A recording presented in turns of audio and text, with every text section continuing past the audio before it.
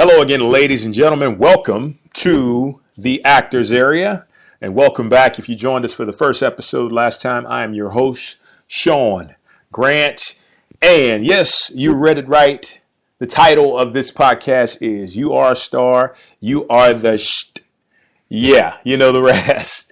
So, with that being said, and the reason I say that is because to want to be an actor, to want to be a performer, to want to be involved in something that to the rest of the world can not only seem challenging, but can be challenging, it's an amazing thing. And I feel like everybody who has the courage, who has the audacity to move forward and create a career is someone who deep down is truly special. And you shouldn't think otherwise when it comes down to that. So I want you to know right off the bat how I feel about you. I feel like you're a star, and I feel like you're the SHIT. Yes, I truly do believe that. And the reason I say that is because I've been through a lot in the last decade since I've been an actor. I've been through some adverse times. I've had some really great individual accomplishments, and I've seen just a little bit of everything. But what I wanted to do today was just share with you a story to just keep you going. So if you're in a place right now where your career is not doing what you want it to do, or you're working but you feel like it can get better, just know that as a performer, we exist in a world that anything can happen at any time, especially when you keep yourself playing in the game. Now, this is a little bit of a football analogy because I have a background in sports, but think about how, you're on the field.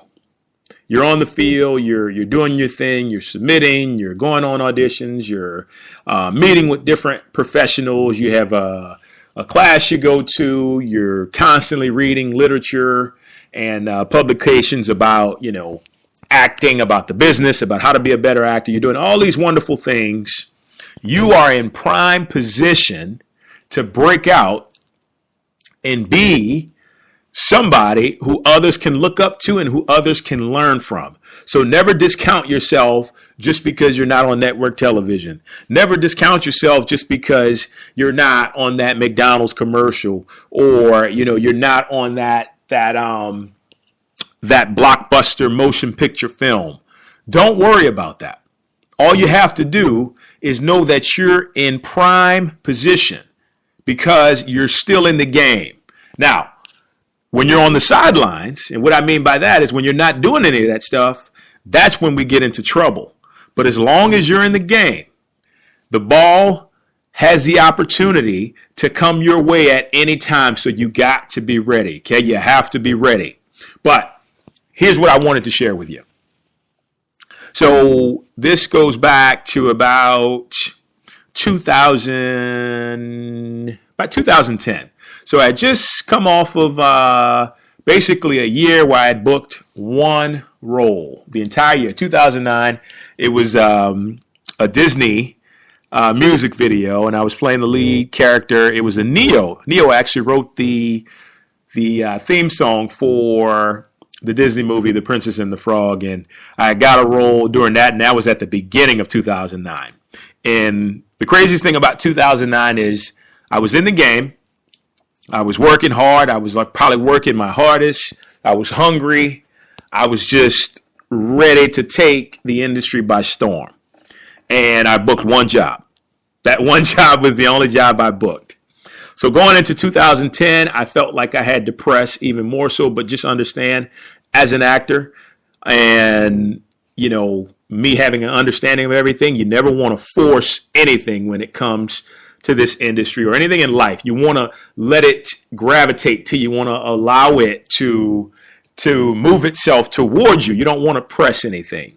So, but at the time, I didn't know that. So 2010 rolls around, and I am doing everything possible to try not to make it a repeat of 2009. So, the first 4 months passed, and I had not booked anything. And keep in mind, I'm going to auditions, and feeling like I am basically on top of my game. You ever go to those auditions and you just kill it, and you kill it, and you walk out with swagger because like, man, I'm just feeling it.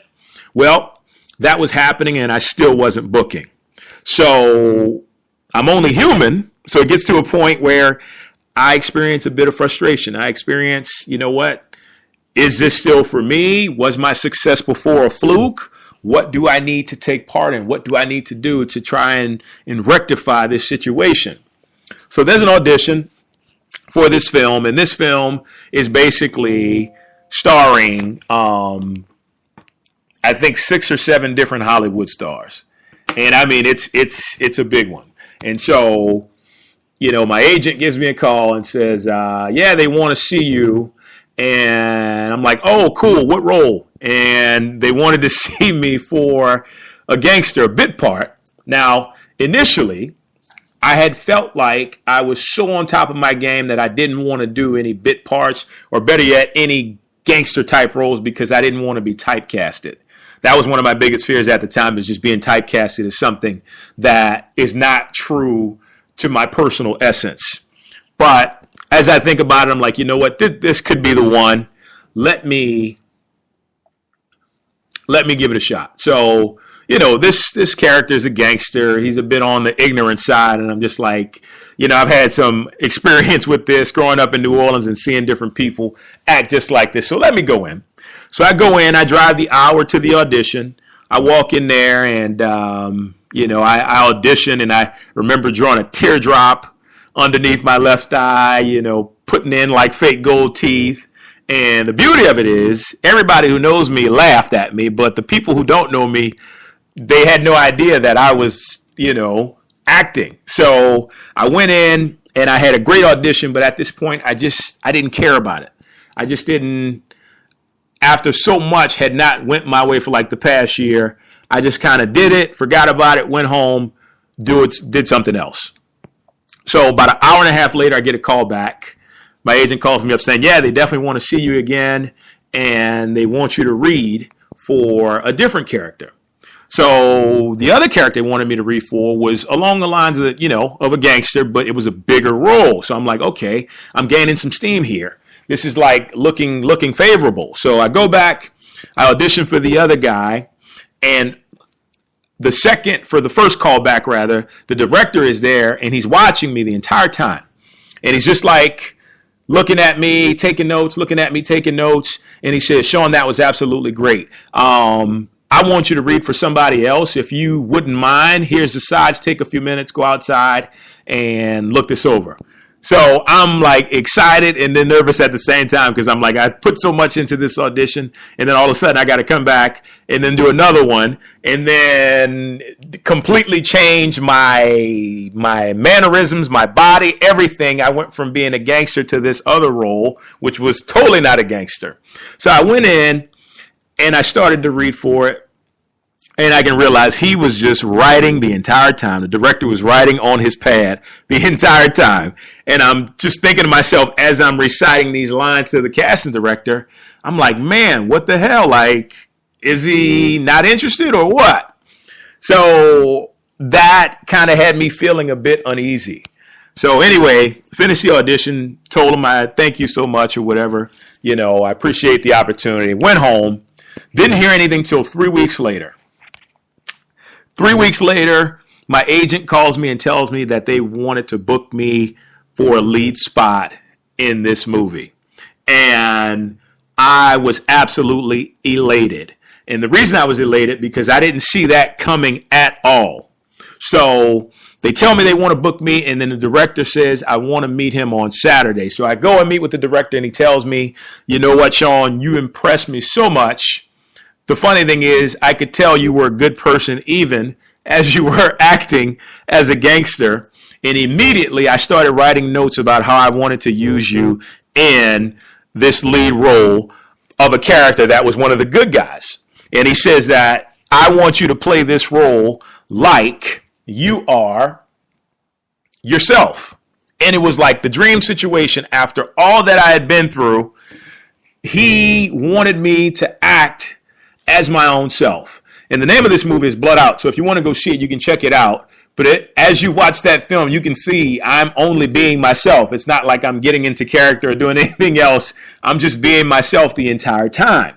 So the reason I share this with you is because don't let circumstances put you in a place or in a position of thinking that you are not a star, because you are a star. You are the SHIT. You are everything and then some. You deserve greatness in this industry, and I believe that you're going to get it because, one, you're in the game, you're doing what you need to do, and you just need to have confidence in yourself and confidence in the fact that you can do whatever anybody asks you to do, and you can be really good at it.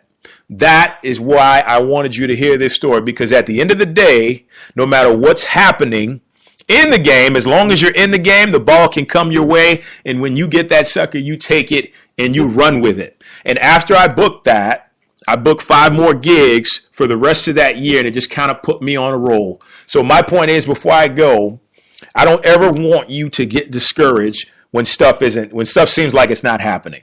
Don't ever get discouraged. Always, always stay true to your goal. Stay true to your intention. Intention is so important because the intention is what will carry you to the end through all of the obstacles. Okay? Have that passion, have that ability to know that regardless of what, you will be successful and you will be the star that you are. Guys, it's been a pleasure. Good luck to you on all your auditions today and anything you're taking part in. Keep plugging at it. I'll keep coming to you with inspiration, motivation, and insight to help you to become a better actor. I love to see you succeed. Feel free to contact me. Let me know. Visit my site, ShaunGrantActing.com, and I will see you soon, guys. Thanks so much. Always a pleasure. Take care.